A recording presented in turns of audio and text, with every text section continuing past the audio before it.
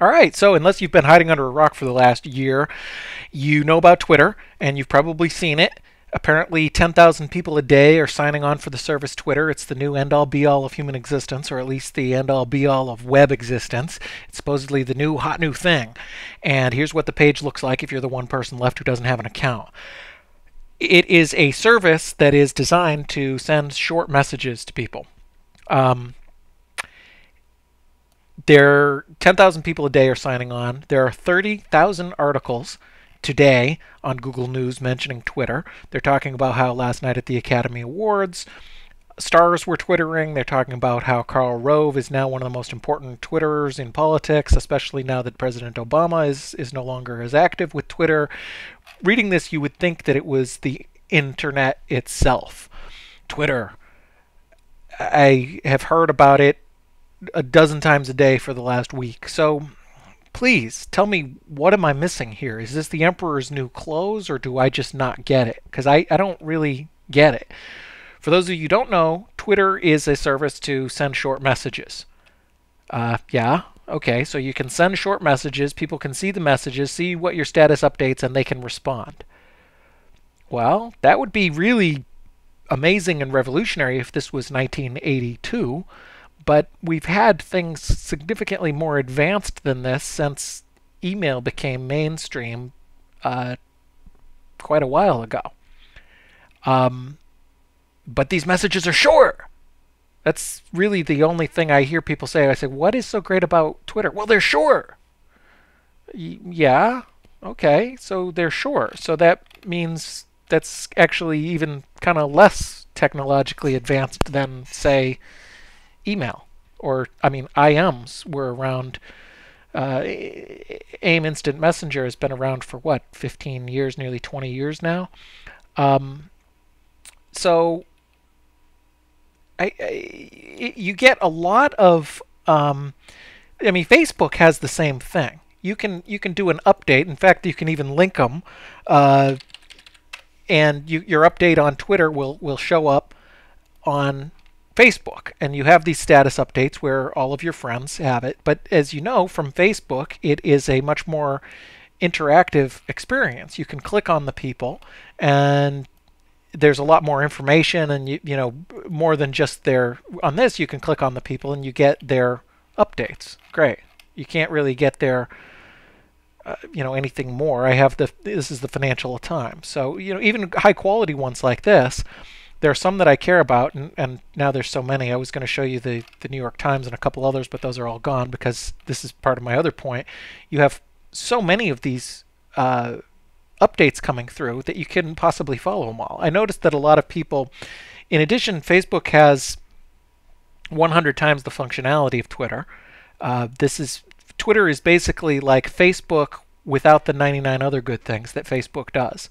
It's just one piece. It's just the status updates. And in addition to that, it's really easy to follow new people on Twitter. You just click, click, click, click, click, and you can follow them. So as a result, you have people with thousands of followers, and they're following thousands of people. I'm only following 633, which is less than most people or a lot of people that I've seen. And just in the last 9 minutes, I've gotten all of these updates. And some of these are good quality providers. Sky News, or Financial Times, New York Times, Boston Herald was on there a minute ago. But you can't read all these in 9 minutes. Who would? Why would you want to? So, as far as getting information from news or other sources, I don't see the use of it really. It's much more effective to go to the website. So, okay, let's delve into the more social aspect of it and go to some of the power users. There's some good users, people like Phil Kaplan, who is really interesting. He is, he's an active user. He's been using it a while. You can look at his stuff, and I actually care what he has to say, but I'd probably rather go to one of his websites or something to get the information. And another example is Mashable, same as the website, the website about the internet. It's a good site that has a lot of news. There was something that Mashable had said, and I wanted to find it. I didn't think he was following me, but I knew I was following him, so I went in here, and I can't find him. I'm sure there's some way to do it, but there's no search bar like any other social networking tool. I get it that they're trying to be all sleek and cool and lean and mean with their minimalist design, but it's not that useful. There's very little functionality. Facebook is pretty lean and mean, and it does 100 or 1,000 times more things. So anyway, I went into the find people section. I find the person I was looking for, and then I go back to where I should have been able to find already. I'm already following him, and here he is. And again, I'm using him as an example because this is Mr. Internet we're talking about.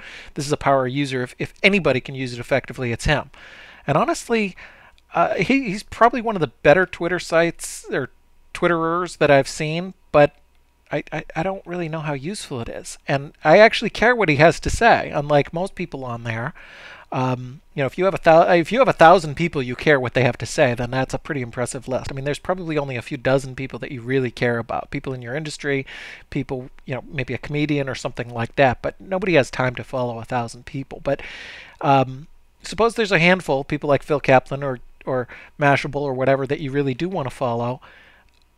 Is this the best way? Would you really want to look through? Suppose you do want to devote 5 or 10 minutes of your day to read his stuff. Are you really going to do this, or are you going to do this? Which one's better? Now, if you don't have 5 minutes to devote to his time, well, then you're just going to ignore it, just like the other thousands of people that are on Twitter. And I think most people are ignoring all of these. I couldn't possibly keep up with this. So they're ignoring it, and the ones that are sending it out are either in the old model where maybe there was less users and this was more effective, or they have a niche that they're working on. I don't doubt that. Or they're spammers, or they're megalomaniacs who just love telling everybody about what they're doing every hour.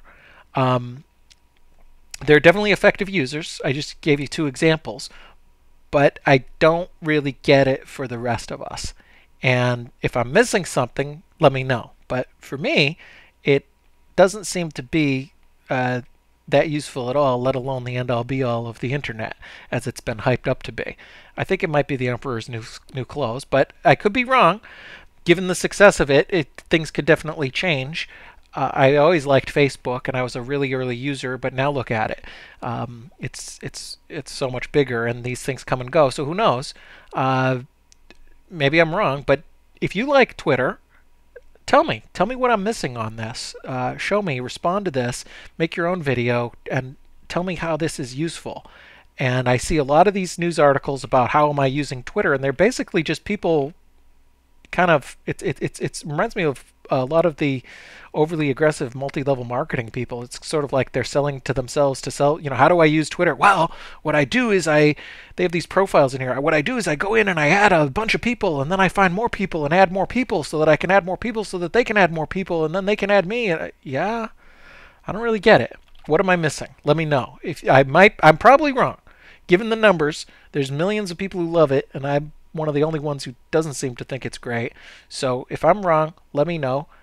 Show me what I'm missing. Go ahead and Twitter me, or better yet, communicate in an effective way with me. Thanks.